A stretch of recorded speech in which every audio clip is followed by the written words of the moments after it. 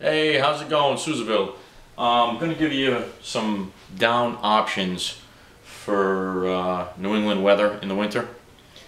And this is what I have. These are the options that I use up this way, especially in the White Mountains. I'm not going to give you all these statistics on these jackets, but what I'm going to give you is the basic features that I think make them outstanding. So first, it's the Patagonia down sweater, and it's a little bit boxier cut than the Rabs, but very warm. Comes in at around 14 ounces, and it's 800 power fill down. The collar's moderately high, and it's very breathable and very light. This Rab is just phenomenal. This is the Rab Microlight Alpine jacket. I'm pretty sure this is the 750 down with a Pertex exterior. A helmet compatible hood. The Pertex is, I believe, windproof to around 65 miles per hour. It's got cuffs on the sleeves to keep your insulation, your insulated air from leaking out. Patagonia sweater has that as well. This one's got the hood on it, and I'll show you those features when I try it on. This is the Marmot Zeus vest, coming in at the same weight as the Rab Alpine jacket, and this is again 15 ounces. The collar is exceptionally thick and high, really nice feature. Elasticized, kind of a snug fit with a little elastic on it so that it snugs up and you're not losing your heated dead airspace from under your armpits. That's a nice layering option. This is the Rei Anti-Gravity Vest. It's a heavier option, elasticized arm sleeves. Little boxier cut, not something that I would take hiking, but more camping or as a layering option for sleeping outdoors. Comes in at 18 ounces, and it's 550 down. And the last option that I have, the final option, is the Antifreeze by REI. Not my favorite of heavy anti-gravity vest. Another one that I picked up at the garage sale. So they're both windproof to around 50 miles per hour. They've got DW. All of these products have DWR finishes. They've got waist cinch belts. They're all higher end than some of the other stuff that's offered out there. Very boxy cut, but if you're going to be sitting in a sub-zero climate, this is the way to go. Alright, so I'll be back with you in a couple of seconds and try some of these on. Okay, let me make sure I gave these weights properly. The Patagonia sweater and the hooded Rab Microlight jacket are coming in at 14 ounces.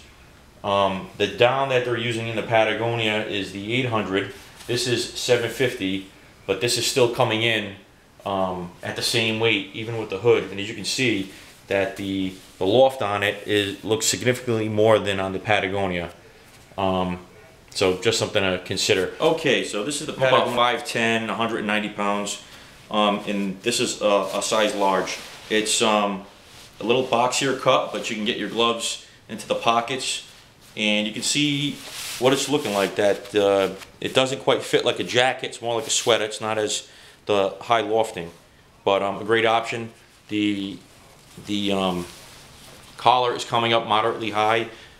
Something I use in the winter as well as in the spring or in the early fall. I mean, at this type of weight, if you're just wearing a t-shirt underneath, you're going to be good, even if it's dropping near zero. Excuse me, near freezing.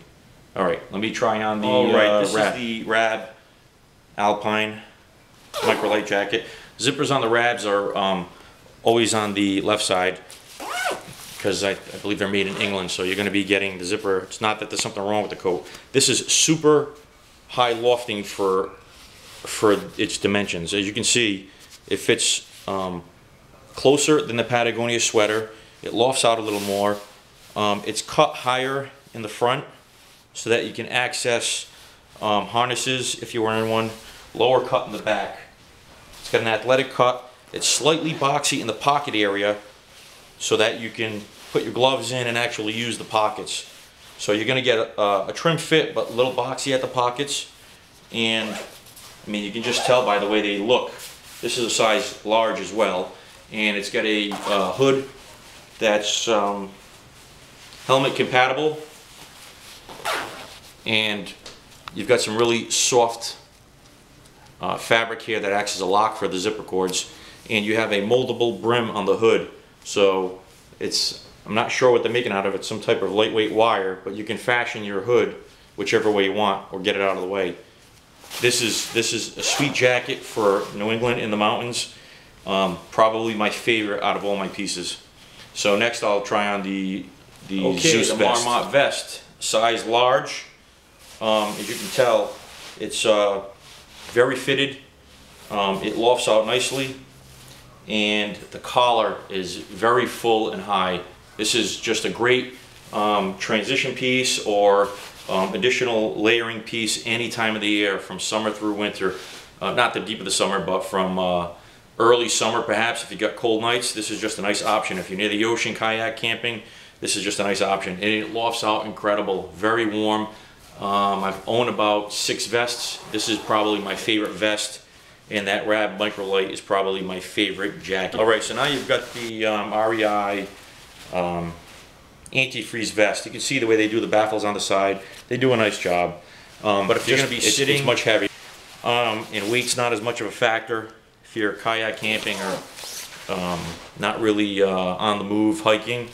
It's a pretty lofty, durable, heavier vest, just like the Parka that goes by the same name. The exterior finish is a little more durable, so if you're just camping and you're by a fire, it's going to handle a little bit more of the, sparks landing on it than something like those products. I wouldn't wear those products unless I was backpacking. This you could use camping. It's just it's not an athletic cut. It's a boxy cut, and it's a nice practical vest for fishing, camping. You could use it backpacking if you're not doing too much, but it's certainly not as nice an option for Alpine environments as some of the other thinner jackets. I would prefer to take the Rab, and I usually do. I prefer to take the Rab and the Zeus vest with me, and having more layering options than taking something like the Antifreeze. All right, so this is the Antifreeze Parka, and just a lot bigger. It comes in at around 26, 27 grams. I'm sorry, ounces. I've been saying grams all along. Yeah, somebody smack me. All right, so if you're going to be sitting, and I usually use this if I'm hiking out to an area where I'm viewing the seals. It's a short hike in, whatever, half hour to 40 minutes, maybe an hour, and I'm going to be sitting, on shore, viewing the seal colony in Narragansett Bay. So it's really high loft. It's a little heavy and really boxy cut for probably a mountaineering environment, but it's extremely warm. I mean, much warmer than all of those, obviously, given the amount of loft in it. But I wouldn't wear this when I was moving a lot. I would really have to be sitting. So once again, if you're in an environment where you're hiking out to look at some wildlife and you're going to be sitting in sub-freezing temperature, this is really a great option. And REI did a pretty decent job. It's relatively lightweight for the amount of loft and what you're getting. So that's my down collection, and I'll probably do another video on a synthetic collection, but I would have to say that my Zeus vest and my the Rab jacket are probably my favorites and offer me a lot of versatility